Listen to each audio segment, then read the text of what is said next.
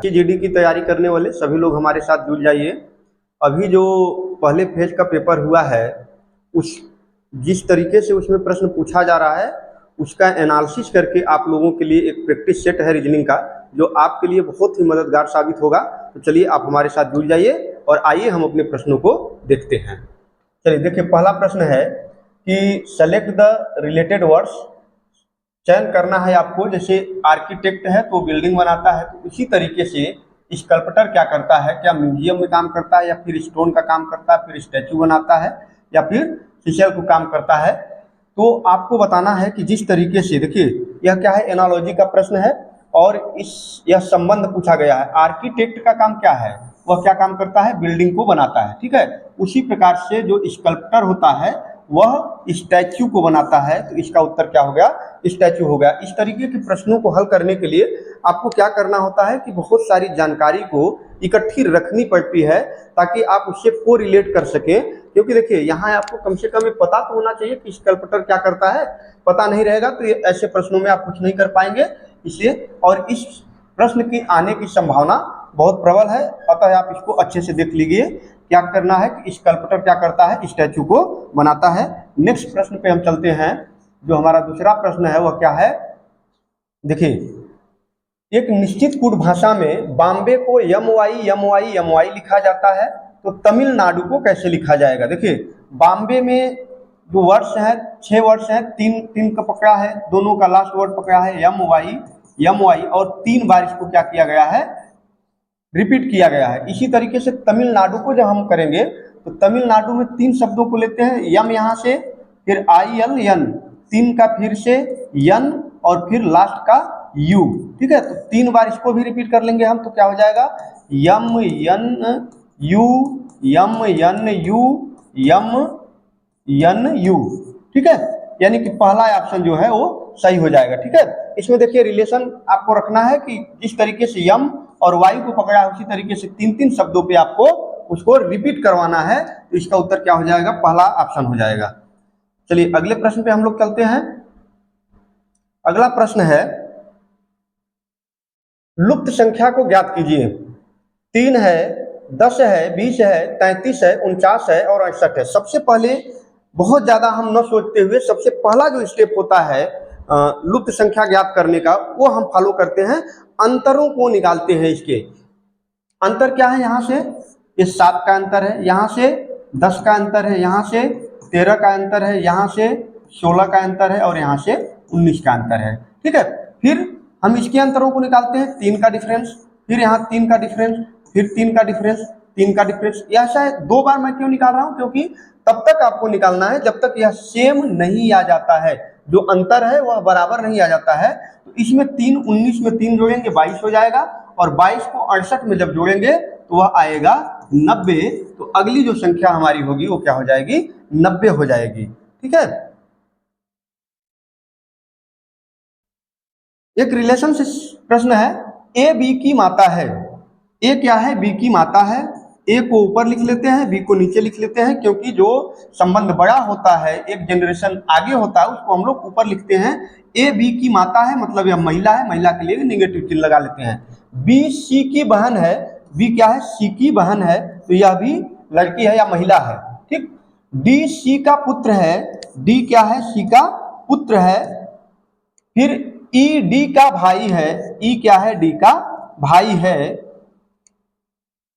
F ई की माता है, यफ क्या है, ई की माता है, तो ऊपर लिखेंगे यफ। जब यह इसका भाई है, यह इसका पिता है, तो यह जो है वो क्या हो जाएगा, यह माता है, तो यह क्या हो जाएगा, ये इसका पिता हो जाएगा ना। फिर क्या पूछा है, ए यफ से किस प्रकार संबंधित है। ए का पुत्र है सी, ए का पुत्र क्या है, सी है, और सी की पत्नी है यफ, तो इसकी ये क्या हुई, बहू हुई, और ये क्या हो गई, सास हो गई।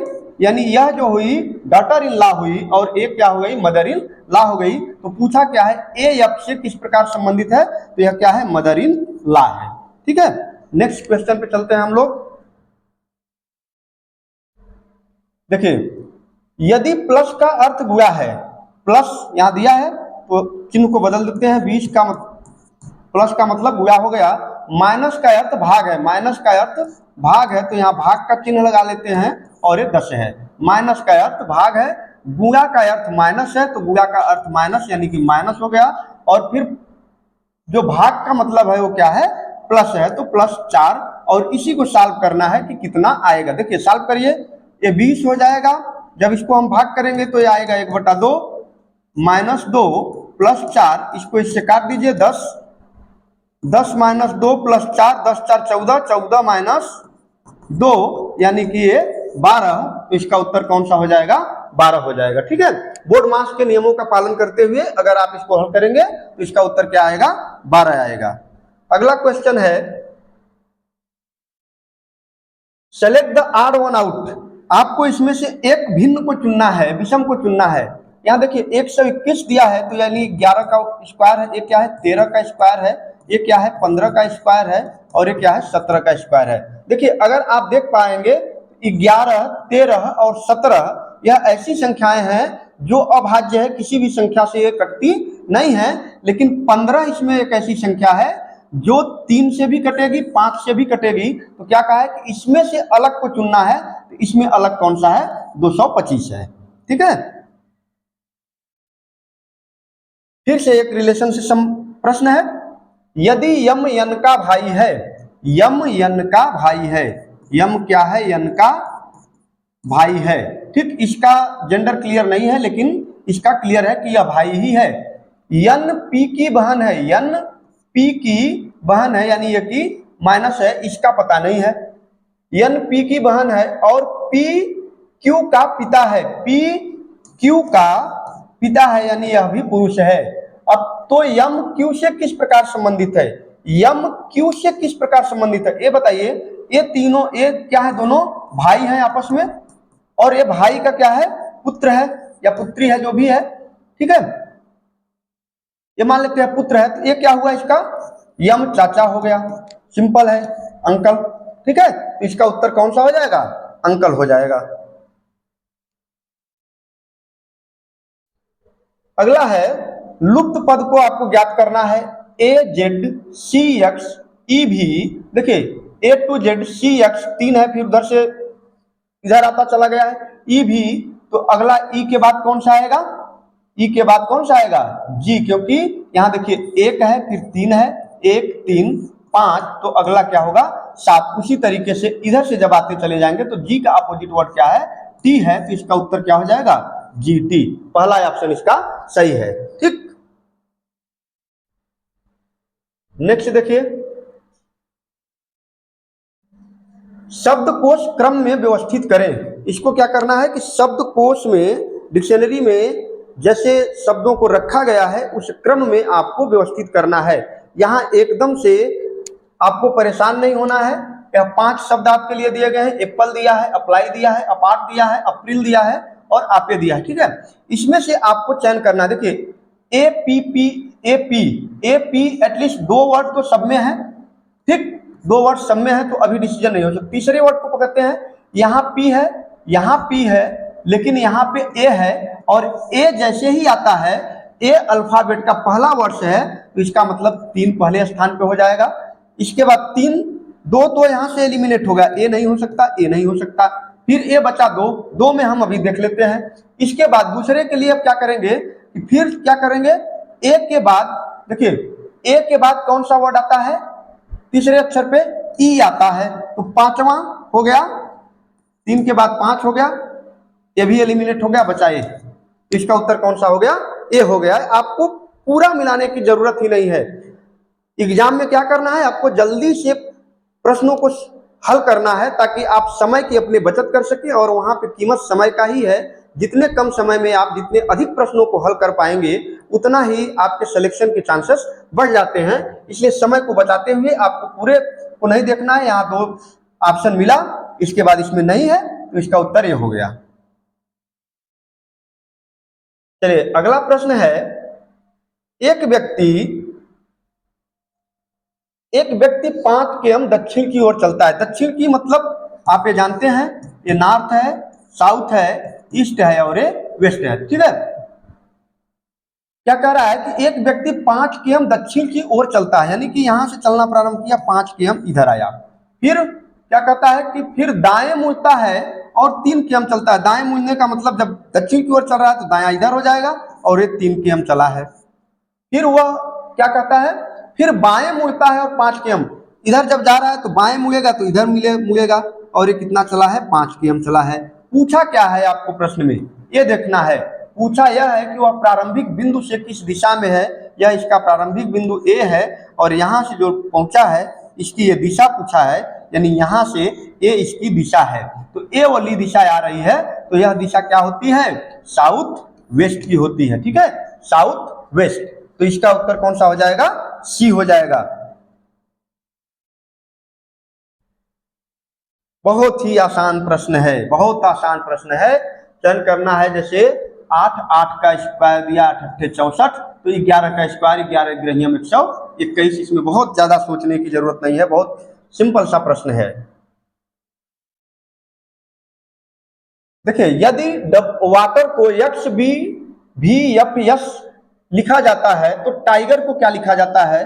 यह कोडिंग डिकोडिंग का प्रश्न है और ऐसे प्रश्नों में थोड़ा सा समय लगता है, लेकिन आप देखिए कैसे है। वाटर लिखा है WATER, फिर क्या लिखा है, एक्स बी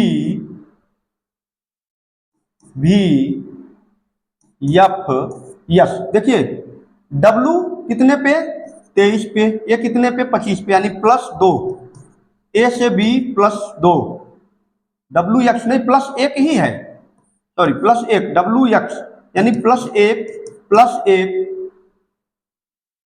ABTU WX ठीक है, WX ये ठीक है, और T है EF, यहाँ पे +2 कर दिया है, TUV 2 कर दिया है।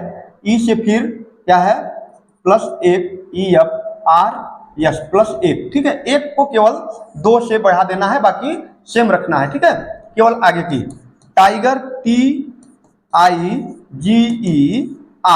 टाइगर को आपको बताना है TU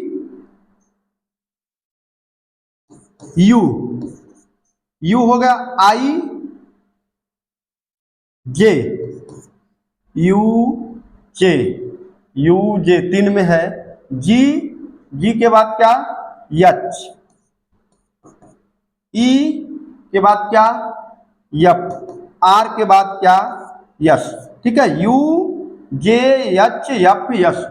UJHFS पहला ऑप्शन सही है। ठीक है, नेक्स्ट, दोनों विकर्णों वाले एक वर्ग में त्रिभुजों की संख्या ज्ञात करना है। एक वर्ग है, इसमें 2 विकर्ण है, फिगर देकर भी पूछ सकता है, ऐसे भी आपसे पूछा है। ठीक है, यही फिगर है, इसमें 2 विकर्ण, एक विकर्ण ये हो गया, एक विकर्ण ये हो गया। ठीक है, इसमें कहा कि त्रिभुजों की संख्या कितनी है।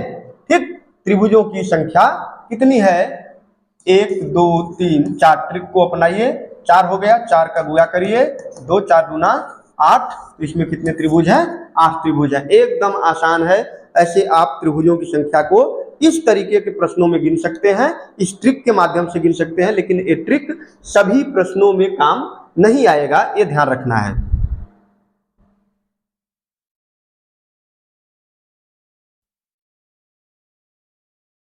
स्टेटमेंट पहला है क्या, सभी कारें बसें हैं। चलिए देखते हैं, ये हो गई कार, सभी कारें बसें हैं, तो ये हो गई बस। बढ़ाते जाएंगे, फिर क्या है, सभी कारें बसें हैं, सभी बसें ट्रेनें हैं। सभी बसें क्या हैं, ये ट्रेन है भाई। अब निष्कर्ष दिया है कि सभी कारें ट्रेनें हैं। देखिए, जो अंदर होता है उसकी पॉसिबिलिटी है कि वो हो सकता है, बिल्कुल यह कथन सही है कि सभी कारें ट्रेनें हैं, यानी ये कथन क्या है, सही है, ये सत्य है। फिर सभी ट्रेनें कारें, बिल्कुल नहीं, जो बाहर में है वह सभी अंदर में नहीं, कुछ ट्रेनें कार हो सकती हैं, लेकिन सभी ट्रेनें कार हैं ऐसा संभव ही नहीं है, ऐसी पॉसिबिलिटी ही नहीं है, इसलिए दूसरा क्या है, गलत है। तो क्या हो जाएगा, ओनली 1 फॉलो, केवल निष्कर्ष 1 फॉलो कर रहा है। 15वां क्वेश्चन है, find the odd letter cluster, विषम अक्षर समूह को ज्ञात करना है। आपको बताना है कि इनमें से विषम कौन है। देखिए सभी को देखें तो क्या है, यच यस के, यच 8 नंबर पे, यस 19 नंबर पे और के 11 नंबर पे। देखिए ए, फिर यम 13, 14, ये 16। ठीक, इसका एक क्रम समझ में आ रहा है कि बढ़ते हुए क्रम में जा रहा है, लेकिन यहाँ बढ़ा फिर घट गया। ये 5, फिर ये 22 और फिर ये घट गया। ये डी 4, फिर ये क्या हुआ, बढ़ा 23 और ये फिर 7, ये बढ़ा फिर घट गया। यानी इनमें से क्या है, विषम कौन है, इन्हें ये सभी इरेगुलर हैं, लेकिन ये क्या है, कंसेक्यूटिव में है। यानी कि इसका उत्तर कौन सा हो जाएगा, बी हो जाएगा, क्योंकि बाकियों में क्या है, बाकी इरेगुलर है सभी, लेकिन ये क्या है, इरेगुलर नहीं है, अतः उत्तर इसका क्या है, बी है। ठीक,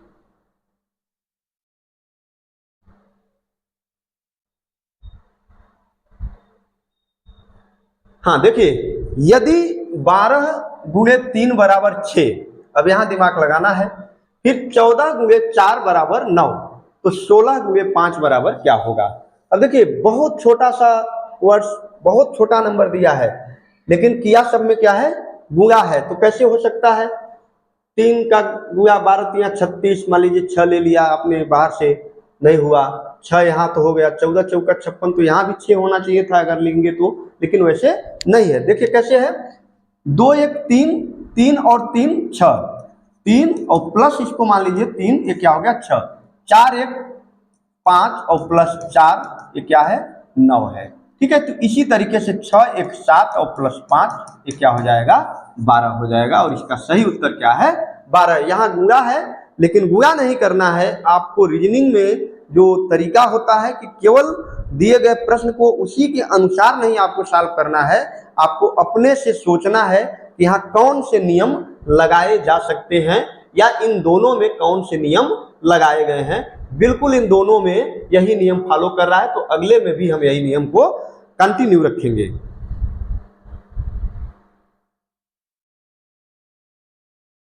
फिर से दिया गया है कि प्रश्नवाचक चिन्ह के स्थान पर कौन सी संख्या आएगी, और ये कौन सा है, 7 है, 12 है, 19 है, 28 है और 39 है। ठीक है, इनमें डिफरेंस निकालते हैं। डिफरेंस क्या है, 7 में 5 का डिफरेंस, 12 7 19, 7 का डिफरेंस, और फिर 19 से लेकर के 28 कितना हो जाएगा, 9 का डिफरेंस, 9, और फिर यहाँ पे 28 से 39 कितना हो जाएगा, 11 का डिफरेंस हो जाएगा।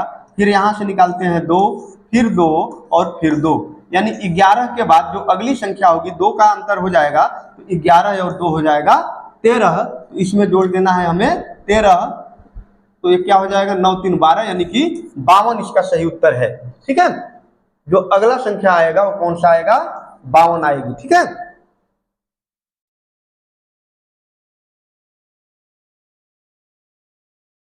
यदि पेपर को 56 लिखा जाता है या पेपर 56 है, तो पेन क्या है, इसमें कुछ नहीं है, इसमें सीधा सा किया गया है कि जो लेटर्स हैं, लेटर्स की प्लेस वैल्यू को जोड़ा गया है।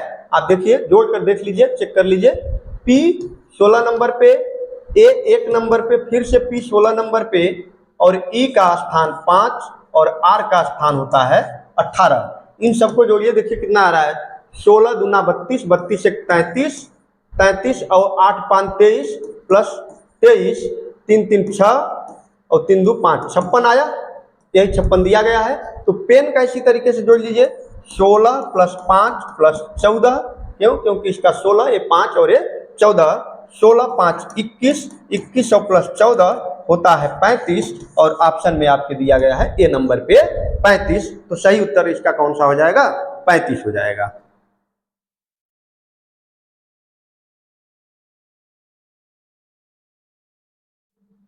BRISK का सही दर्पण प्रतिबिंब चुने। दर्पण दाई ओर है, ध्यान रखना है कि दर्पण की जो दिशा है वो क्या है, दाई ओर है, और जब दाई ओर दर्पण होता है तो इसकी जो पोजीशन होती है वो बदल करके यहाँ चली आती है, लेकिन यहाँ आएगी तो के कैसे लिखा जाएगा, इस तरीके से, यानी कि उल्टा हो जाएगा ना, ऐसे लिखा जाएगा के। ठीक, तो क्या कहा गया है, KSIRB यही तो लिखा जाएगा, लेकिन ये रिवर्स लिखा जाएगा, उल्टा लिखा जाएगा। ठीक है, तो इसका उत्तर कौन सा हो जाएगा? पहला ऑप्शन हो जाएगा।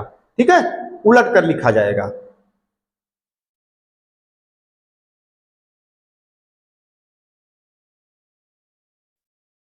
यह एक प्रश्न है, देखिए 6 व्यक्ति PQRSTU एक घेरे में बैठे हैं।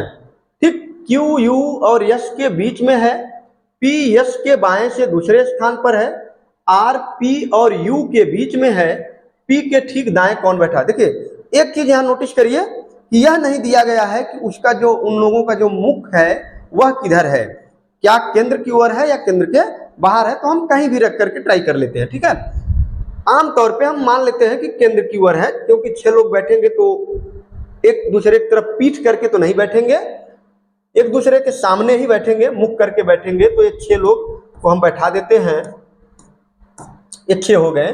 ठीक है, पहले को पकड़ते हैं, Q U और S के बीच बैठा है।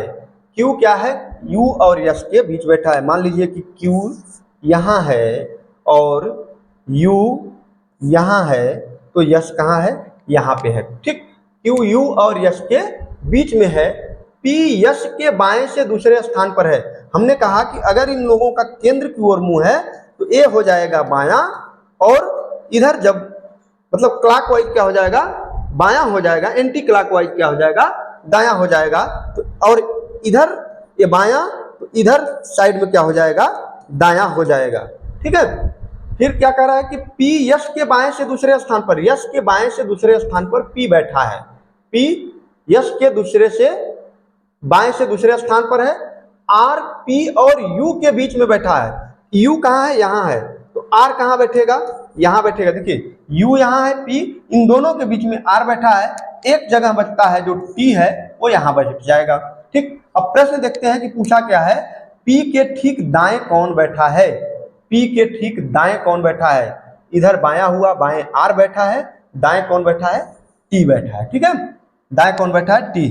ऑप्शन देखिए, ऑप्शन में नहीं है। ठीक है, ये कोई भी ऑप्शन सही नहीं है, क्योंकि जो जानकारी दी गई है उस जानकारी के हिसाब से P के दाएं, P के जो दाएं होगा वो कौन बैठा है? P के ठीक दाएं T है, और इसका सही उत्तर क्या हो जाएगा? T हो जाएगा। ठीक है, तो ये थे आज के 20 प्रश्न, और ये एनालिसिस करके लाए गए प्रश्न थे कि जो अभी पहले शिफ्ट का जो एग्जाम हुआ है, पहले चरण का जो एग्जाम हुआ है, उनमें जिस तरीके से प्रश्नों को पूछा गया है उसी को एनालाइज करके बनाए गए ये प्रश्न थे, जो आपकी परीक्षा में बहुत उपयोगी होंगे।